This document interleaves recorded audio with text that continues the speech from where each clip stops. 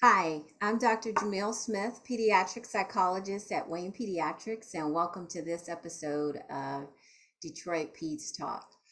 Arguably, among the greatest inventions ever made is the internet and cell phones, and they certainly help to make our lives better. Our children also benefit from this technology. It helps them to remain connected to their peers inside and outside of school. And for children who happen to be physically or developmentally challenged, technology can help them access the world around them. However, in some homes, cell phones and other devices can be a source of conflict between parent and child. The internet certainly presents vulnerabilities for our kids in terms of content or people that they might engage with. So today we're having a special mom to mom show to support other parents who may be experiencing technology wars in the home and offer some practical tips for a win-win for parents and children. Joining me today is Monique Woods, a mom of three and also a business owner of an independent insurance agency in Metro Detroit. Welcome, Monique, and thanks for being here for this special episode of Detroit Peds Talk. Thank you, Dr. Smith. What a wonderful opportunity. I'm so pleased to be here to talk about a topic that's very important, I'm sure, to many moms. Yes, thank you. So, anyone born after the year 1980 is considered a digital native, which means that they were raised in an environment surrounded by technology and likely possess, technological skills that are different from previous generation. And Monique, both of our kids were born well after the 80s, and I'd say they're probably digital old heads, as they say. So, a child or teen owning a cell phone is pretty common, such that it can be a challenge for parents who want to forego purchasing a cell phone or other technology related devices because of peer pressure or even pressure from other adults. So, Monique, do your children have cell phones, gaming devices? And if so, what were some of those considerations that you made prior to purchasing those items? So I have three children. They all range in different ages. I have a toddler, a student that's in my middle child is in elementary, and then my oldest has just entered high school. And so right now, my son homeschools pretty much, and he does a lot of school online. So he does. Well, last year he had an iPad. This year he uses a computer. My oldest child, however, who's in high school, she does have a cell phone. She had a cell phone and an iPad and a computer originally, but now she has a computer for school and a cell phone that she uses. Okay. What were some of your thoughts, deciding what to buy, which to buy, and if you pare down from your oldest, like what were some of the things that you were thinking about and making those purchasing decisions? So she's 13. She'll be 14 really soon. So I have to mention that because if she hears this, she'd be upset that I didn't. So she was almost 14. We did not get her first cell phone for her until she was 11 going on 12. So she was 11 right before she turned 12. It was a constant discussion in our house about having one. And a lot of my friends called me old school because I'm saying, well, can I just get her the phone that'll just call me and her father and that's it? Because what else does she need a phone for? Right. And so that was my first thought. But we did get her a phone, and she's been okay with it, so far. Yeah. Yeah, that's good. In general, what were some of the concerns that, or thoughts you had about connecting your kids to the World Wide Web? Once they have their phone, especially if they have access to social media. So right now, she just got on to one social media channel that she asked if she could use, and I allowed her to use that. I still have a little bit of concern, so we do talk about it together. I kind of make it fun so that I can really find out what's going on. But they're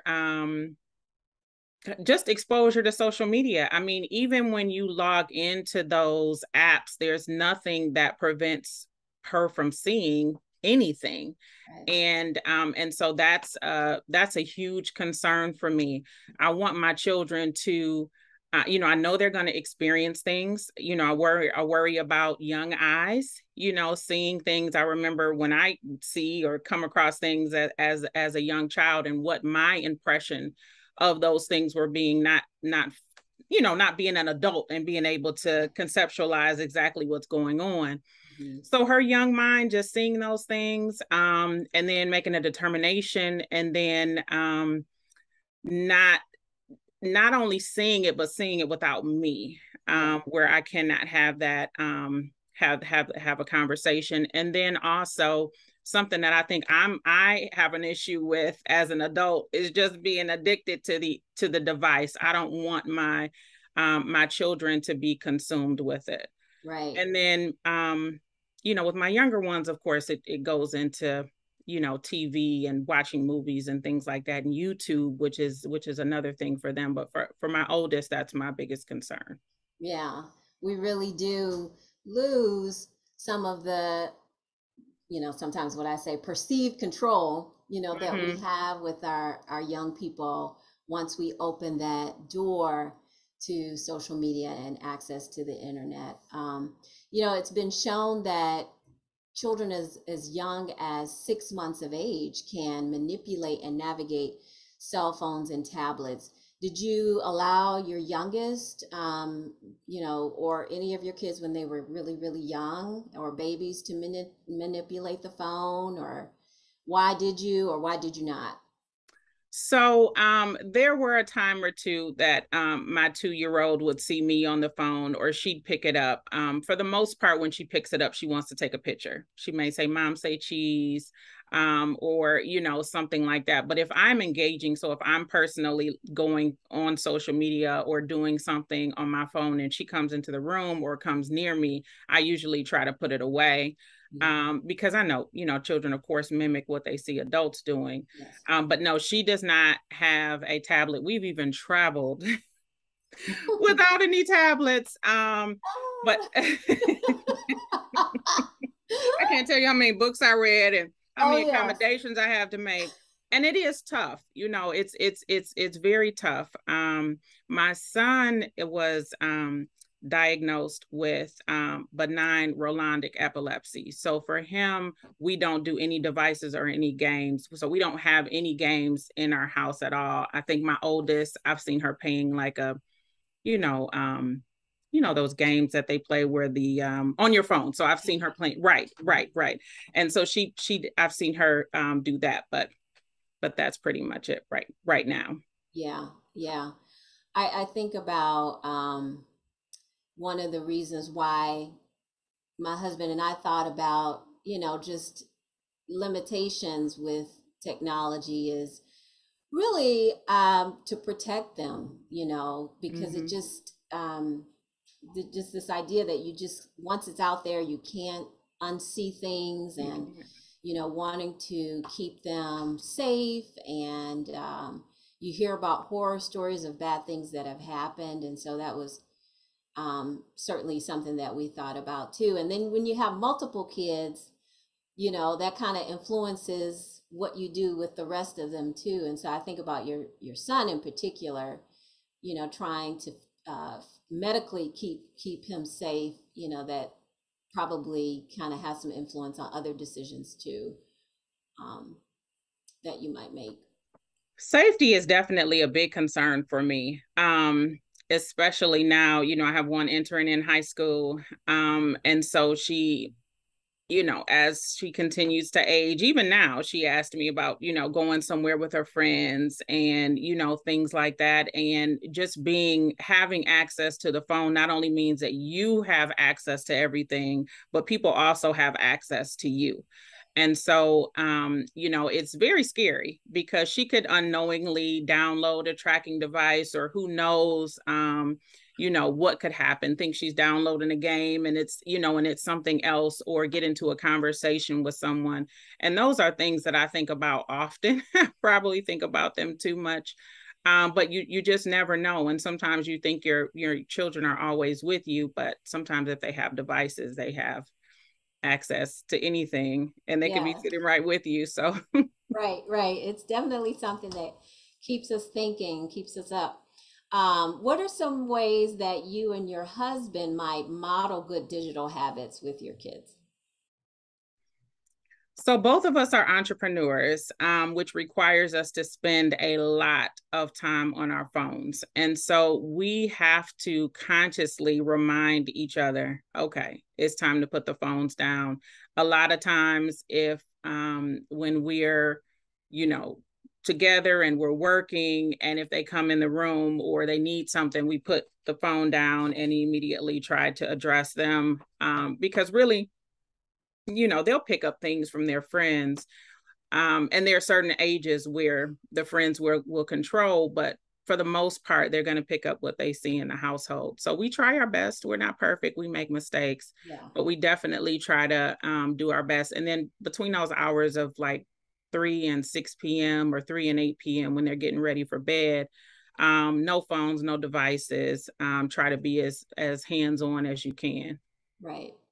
I like the way you talk about when they enter into the room, putting the devices down, because it's really a helpful way to be mindful about our attention, right? When somebody's trying to engage you, putting that device down so you can focus on whatever is happening in front of you.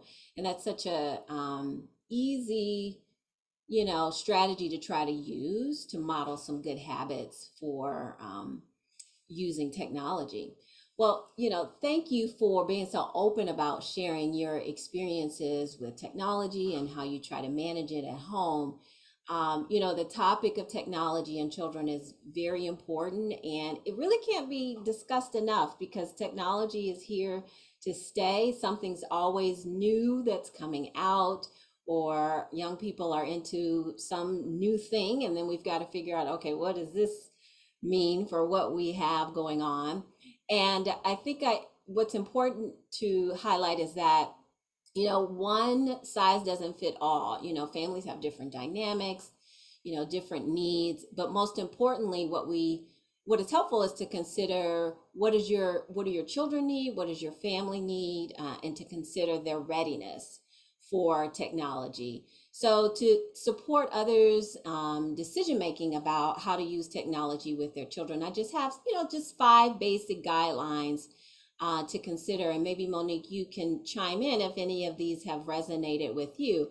One, I think, before you introduce a technology or a device, you want to determine, are they responsible? Like at their age, can they really handle that device and how it will automatically connect them to the world? And, you talked about how your youngest might want to just take a picture. And so that's more so, you're really limiting, even if it's your own device, what she can do on that device. So sort of making those conscious decisions, I think, can be important. It's also important to be intentional about keeping them safe online.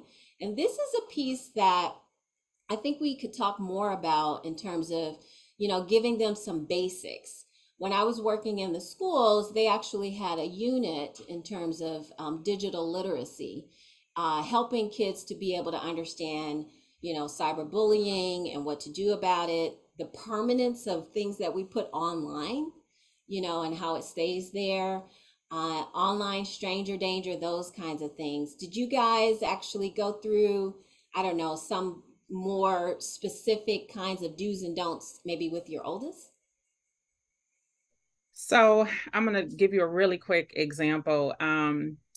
We did kind of, I was working on something. I can't remember exactly how I stumbled upon, but I happened to notice that my daughter was using a different program to text on. And it startled me at first. And I said, okay, that's interesting. What's that? You want to tell me a little bit about it? And she said, oh, well, my friend told me about it. It's another way to text. It's another way to communicate. And so I just asked her, hey, well, do you mind if I take a look? I've never seen it before. And so she said no. And I said, I noticed that I hadn't seen it before. And she said, well, it's the way that it's set up. You don't see it unless you log into it. So I'm thinking to myself, oh, this is one of those apps that the children are on that the parents don't know about. Right. But of course, I didn't express that. I said, okay, well, let's see. So as I went through, I could see the communications. I could see the conversations. I was really not looking at the conversation from the other children as much as I was the exchange between her and everyone else. And it seemed to be okay for her age level, but I noticed that she was playing games, and the games that were on this program asked questions. And so one question would lead to the next, would lead to the next, would lead to the next.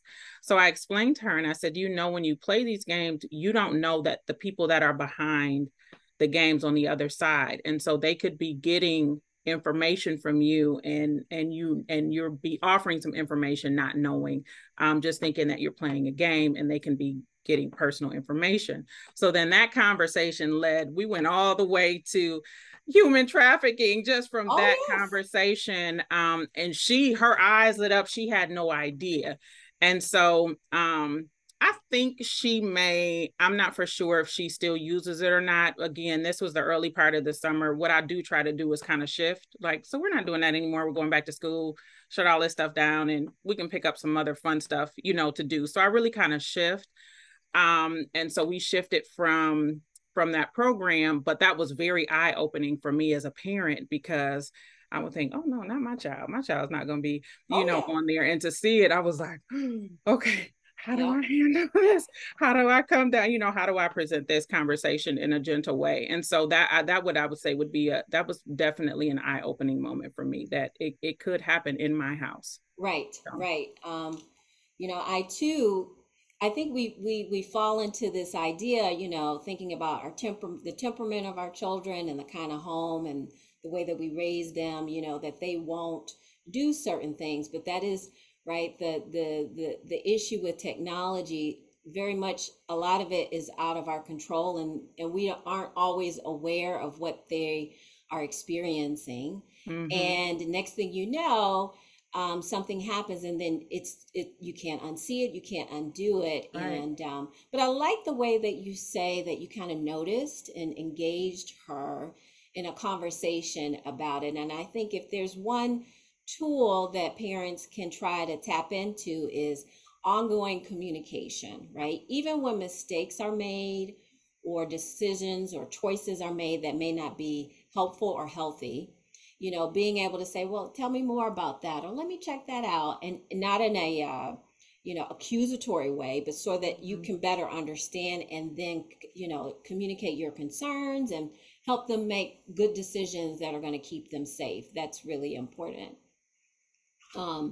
So some other things to think about is, screen time, Wi-Fi access. You can put controls on those. I often say that, having a contract where you're sort of articulating that this phone belongs to the parent and not to the child. And so that means that, parents can have access to passwords, can look at the phone, whenever, hours when it should be on and off, where it's going to be charged, maybe somewhere centrally located rather than next to their bed or in their room. Family rules and what happens when rules aren't followed. I think that when you can have conversations up front about all that can prevent a lot of things sort of being, out of control. And I find that some parents sometimes are very hesitant to have these conversations, as though they are imposing on some right or some fairness that a child should have. And it's kind of interesting because on the one hand, you maybe want to respect your kid as a person, but really developmentally, they do need those guardrails around using those devices. Has that been your experience where you've noticed sometimes it's difficult for some parents to have the conversation? I've noticed that there's been a huge increase in allowing children space and boundaries and creating, which I don't disagree with, but I also I I agree with a little bit more so that if you build the right foundation around your children, then they'll understand what respect is. And you don't necessarily have to focus so much on boundaries. And you can focus more on creating structure because we all need rules. Even as adults, we need rules, right? When you go to the airport, you need to know what you can and cannot bring, and whether or not your luggage is too heavy to bring on the airline. So we all have rules that we need to follow, and it's important that we create structure for our children. And my children don't pay the phone bill, so the phone belongs to me, and everything that's in my household belongs to me. However, I do allow them to, they can use their room and things like that, but they are to respect, it's my phone that I'm allowing you to use primarily so that I can reach you. And so that we can communicate with each other. And at the same time, you can use it to communicate with your friends. But under no circumstances should anything be occurring on that phone that's inappropriate. Yeah. Um, I also think it's important to unplug. And so having screen free time in the family, like you talked about, that dinner time or before bed is sort of like a time where, as a family, you're limiting access and use. That can be very, very helpful. And then setting an example, right? So, you as an entrepreneur, you need that technology, right, for business purposes, but trying to emulate healthy ways to engage technology, because kids are paying attention. They notice if you're always on the phone, or if they're trying to tell you something and you're still scrolling, they notice all of that. And so it's good to practice what it is that you want them to emulate. And I would also say that no matter what your style or your way is about approaching this, you can always shift and create better habits and change and make different decisions. And so, even if you feel like what you're doing isn't working, you can still tweak it. It's not like you have to stay stuck in however you've been managing it, right? Well, thanks, Monique, for joining me today for this frank discussion on technology and children, and especially for sharing your experiences. You're not alone as we both are navigating this challenging time. I suspect many families that will watch this episode are navigating similar challenges. And ultimately, you may feel like your child will never be ready for a phone or device, and you may want to avoid it altogether. I know I did. But it is our reality. And so the more information we have and the more intentional we are about our approach, the better we can navigate this in our homes. Again, you decide what is most appropriate for your child. Finally, I want to say that if you believe that your child or someone you know has been cyberbullied or is feeling suicidal, please call 800-273-8255 in the US, and always immediately report suspected online enticement or sexual exploitation of a child by calling 911. Thank you so much for joining me for this episode of Detroit Peds Talk. For more information about Wayne Pediatrics, please go to waynepediatrics.org. Also follow us on Instagram, Facebook for new shows posting monthly every first Wednesday. And remember, pediatricians are the best option for the medical needs of children. Take care.